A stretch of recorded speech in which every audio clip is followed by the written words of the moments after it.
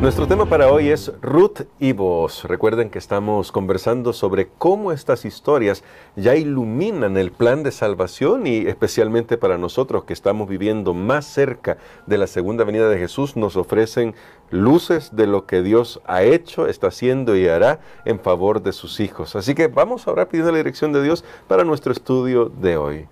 Te damos gracias, Padre querido, porque mientras aprendemos de ti y estudiamos estas historias, nos damos cuenta de que tú has hecho todo para restablecer esa relación que el pecado rompió entre tu persona y la humanidad. Ayúdanos a escuchar tu voz, lo pedimos en Jesús. Amén.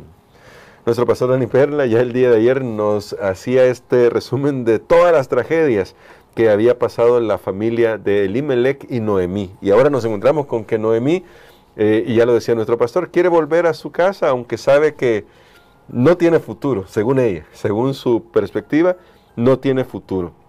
En esta historia aparece esa entrañable, voy a decir, conversión de Ruth a la religión judía, y que me parece muy interesante. Y quizá me gustaría comenzar por ahí, pastor, antes de hablar de Ruth y Booz, porque no encontramos aquí ¿qué puedo decir? Un estudio bíblico sistemático, no encontramos aquí una campaña evangelística, y sin embargo, una de las nueras de Ruth está convencidísima que quiere echar su suerte con Ruth y su pueblo, y con el Dios de su pueblo, a pesar de las tragedias que han vivido. ¿Qué nos dice esto sobre cómo podemos impactar en la vida de otros de tal manera que puedan conocer a Dios? Bueno, creo que esto es extraordinario, porque recordemos que el origen de Ruth, ella es una moabita. Sí. Amón y Moab fueron esos descendientes de aquella relación ilícita que tuvieron las hijas de Lot con él, con sí. su padre, y toda la vida ellos fueron enemigos del pueblo de Dios, pero ahora hay algo que vemos en esta historia, y cuando usted estaba haciendo la introducción recordé un pensamiento que dice: predica con el ejemplo, y si es necesario usa las palabras. Sí. Yo creo, viendo lo que ayer estuvimos analizando, que el nombre de Noemí significa dulzura, yo creo que en esta familia Noemí tenía algún trato especial. Sí. A veces se ha usado muy de mala manera esa relación que hay a veces con los suegros, entre suegras, nueras y todo eso. Sin embargo, aquí vemos que sí es posible vivir con relaciones de calidad, pero por supuesto Dios tiene que estar en el centro de esa relación. Y el mejor lugar, y yo creo que el lugar donde de verdad se puede demostrar el temple de una persona, ese lugar es en casa. Amén. Es en el hogar, porque por fuera pues las personas nos conocen, claro, pero conocen una pequeña fracción, una pequeña, muy pequeña parte de nuestra vida, pero en casa nos conocen absolutamente como somos. Así que creo que a pesar de todo, a pesar de las tragedias que habían llegado a la vida de Noemí, yo creo que todas sus palabras, su gesto, toda su vida testificaba que ella confiaba en Dios, porque ella lo dice más adelante. Y sabe que en este libro de Ruth, algo que tenemos también aquí, bueno, yo mencioné la palabra supervivencia ayer, sí, pero hoy voy a mencionar la palabra misericordia, Hesed, una palabra hebrea que habíamos estudiado en otras lecciones ya. Bueno, del carácter de Dios, creo que lo hemos visto también este trimestre, el carácter de Dios, que Dios se proclama como el Dios que hace misericordia, y en esta historia vemos que Noemí está siendo muy misericordiosa, y sin embargo también en el caso de Ruth, ella decide adherirse al pueblo de Dios para siempre, o sea, está renunciando prácticamente al regresar con Noemí a su ciudadanía, a su familia, a su tierra, para unirse con el pueblo de Dios. Esto es un testimonio, y usted lo mencionaba muy bien en la introducción, de la conversión de Ruth a Dios, que ella visualizó como el que era en verdad el Dios Jehová, el Dios de Israel, era el Dios creador de los cielos y de la tierra. Y eso ya nos lleva al momento en que ya con Noemí y Ruth en Belén, ahora se enfrentan de nuevo al tema de la supervivencia, pastor. Esa palabra va a seguir ahí. Y no voy a leer todo el relato porque es un poco extenso, pero le invito. El libro de Ruth es corto en sí, pero para el propósito de nuestra lección nos tomaría mucho tiempo leer todo el relato. En Ruth capítulo 2, usted puede leer desde el verso 5 hasta el verso 20 todo este relato. Pero yo quisiera simplemente resumirlo diciendo, pastor, aquí se nos cuenta cómo Ruth comienza a trabajar en un campo sin saber de quién es. Luego sabemos nosotros que es de Booz. Booz le pide a Ruth que no vaya a ningún otro lugar, que se quede ahí. ¿Y qué lecciones podemos comenzar a entrever acá sobre el hecho de cómo el narrador de Ruth nos está introduciendo esta historia en la que Dios está moviendo las cosas de tal manera que hay un pariente, todavía Ruth no sabe que es el pariente, que se ha fijado en ella, en Ruth, y que le ha pedido, quédate aquí, y quizás esperando, vamos a hacer algo con esto? Bueno, esto es algo que tiene que ver con un tema que estudiábamos el trimestre pasado, las providencias divinas, porque noten ustedes, aquí Dios no está forzando a nadie. No. Aquí Dios no envió un sueño, una visión, bueno, tienes que ir a este lugar. Dios lo hace muchas veces, lo hemos visto en otras historias a lo largo de la Biblia. Dios viene, habla.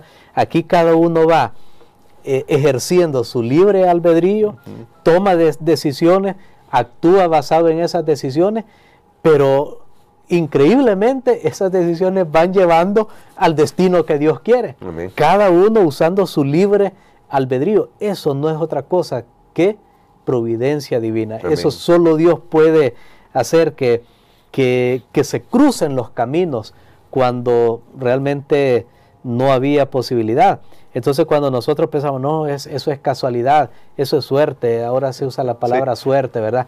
No, aquí no hay casualidad ni hay suerte. Dios está dirigiendo basado, como lo mencioné, en el libre albedrío de cada persona los destinos de esta familia, porque realmente Dios vio que de aquí va a continuar esa descendencia que va a llevar hasta la venida del Mesías, como lo vamos a ver tal vez más claramente el día de mañana. Sí. Y entonces tenemos nosotros que Ruth desconoce ante quién está ella espigando. Noemí sabía que tenía pues parientes que eran familia de su esposo que había fallecido. Ella lo sabía muy bien, pero hasta este momento en la historia todavía ellos no saben, porque había una posibilidad de que esas tierras que tenían Noemí, porque recordemos, ellos tenían su tierra, las habían dejado, se habían ido a Moab, pero ahora regresan. Y una pregunta, algo que es una incógnita ahí en la historia para nosotros es, ¿habrá alguien ocupado esas tierras? Porque ustedes saben que lo que pues no se está usando, viene otra persona y lo puede tomar, ¿verdad?, de mala manera, porque no debería ser así tampoco. Claro. Pero no lo sabemos. Sin embargo, ahora para que Noemí pudiera recuperar esas tierras, ella necesitaba, recordemos que era una sociedad netamente patriarcal, y se necesitaba que hubiera alguien que pudiera redimir esas tierras. En este caso tenía que ser un pariente cercano. Entonces todo esto es lo que encontramos en esta historia. Y aquí hay otras cualidades, por ejemplo en Ruth, una mujer trabajadora, una mujer que se esfuerza, que no tiene miedo. Y aquí otra lección homilética, porque creo que esto va teniendo lecciones que vamos a ir al final viendo hacia dónde nos llevan estas lecciones. Y es que sí, Dios obra, pero nosotros tenemos que hacer nuestra parte. Ojo, cuando estemos pasando por tragedias, por dificultades, sí, recordemos que Dios va dirigiendo y va guiando, pero yo tengo que poner mi parte, yo tengo que moverme, yo tengo que salir, yo tengo que preguntar, tengo que tocar puertas y saber que Dios está guiando, pero no esperar, bueno, me voy a quedar aquí, ¿verdad?, a ver qué hace Dios para rescatarme. Entonces creo que son lecciones bien interesante que podemos encontrar en esta historia. Y ahora, en el versículo 20, pastor, este sí lo voy a leer, si quisiera que lo tengo ahí, porque vemos todas estas lecciones que estamos aprendiendo y la pregunta es, bueno, ¿y qué tiene que ver con nosotros que estamos llegando hacia el fin? El versículo 20 creo que nos va a ayudar nuestro pastor Lenny Perla a ver qué profundidad hay acá en el libro de Ruth sobre el gran amor de Dios por nosotros. Dice acá, y dijo Noemí a su nuera, después de que ella le había dicho que estuvo en el campo de Booz, sea él bendito de Jehová, pues que no ha rehusado a los vivos la benevolencia que tuvo para con los que han muerto. Después le dijo Noemí, nuestro pariente es aquel varón y uno de los que pueden redimirnos. Pastor, este concepto del pariente redentor, Goel en hebreo, es un concepto bastante interesante y me gustaría unirlo con esta perspectiva con la que quiero que nos ayude. Muchas veces, tristemente, Satanás ha logrado meter en la cabeza, incluso de los cristianos, la idea de que Dios es un ser implacable, que está esperando que nosotros cumplamos un checklist de cosas, de que vamos a ver hasta cuántos puntos tiene para dejarlo entrar en el cielo, y que aún así, quizás a regañadientes, nos va a dejar entrar al cielo. Pero ¿qué nos está mostrando la historia del pariente redentor en Ruth sobre el hecho de que Dios está más deseoso de llevarnos al cielo, incluso a veces de lo que nosotros mismos queremos estar ahí? Bueno, totalmente. Ustedes notan la sorpresa cuando Ruth, emocionada, está contando. Sí. De paso, también, probablemente su condición de extranjera la hizo ser un poco más cuidada, porque recordemos, Dios había puesto una ley en el pueblo de Israel y les dijo, mire, cuando ustedes recojan su cosecha, dejen siempre, o sea, se les cayó algo ahí, déjenlo, y déjenlo para los extranjeros, déjenlo para el que no tiene. Aquí nosotros vemos también que Booz es una persona de un gran corazón. Mire cómo todo se va uniendo. Es increíble, vemos que en medio de las tragedias no todo está perdido. Uno no puede decir, todos los seres humanos ya, no hay esperanza. Mire, siempre hay alguien que está emulando esas características del amor de Dios. Y entonces cuando Ruth le está contando emocionada a Noemí, él dice, mira, ¿y cómo se llama? Ah, Booz, él es pariente. Y entonces, wow, yo me imagino que ellas ahí se emocionaron, se pusieron contentas, no sé cómo lo reflejaban en ese tiempo. Hoy diríamos se abrazaron y saltaron, no sé. Pero ella le dijo, él es pariente. Y entonces Noemí llama a una ley que había en ese tiempo donde un pariente cercano, el más cercano, había que comenzar del más cercano, tenía que redimir o tenía que salvar a esta familia.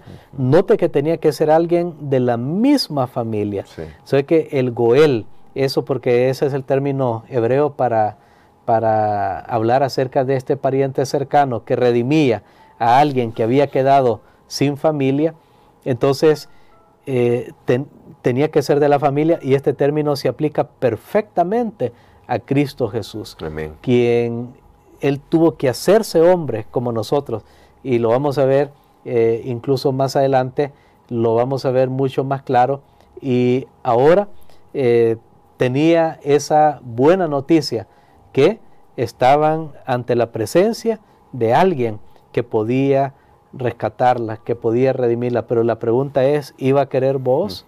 Esa era la pregunta que ahora queda en el aire. Y bueno, eso lo vamos a ver el día de mañana ya en detalle, pero solamente queremos destacar, para terminar, pastor, el hecho de que Dios dispuso esto para que nosotros sepamos que Él está más dispuesto de lo que nosotros imaginamos para poder redimir nuestras vidas. Y como ya lo decía nuestro pastor, Jesús se hizo hombre, el Creador, se hizo parte de su creación para poder, y murió por nosotros para poder redimirnos.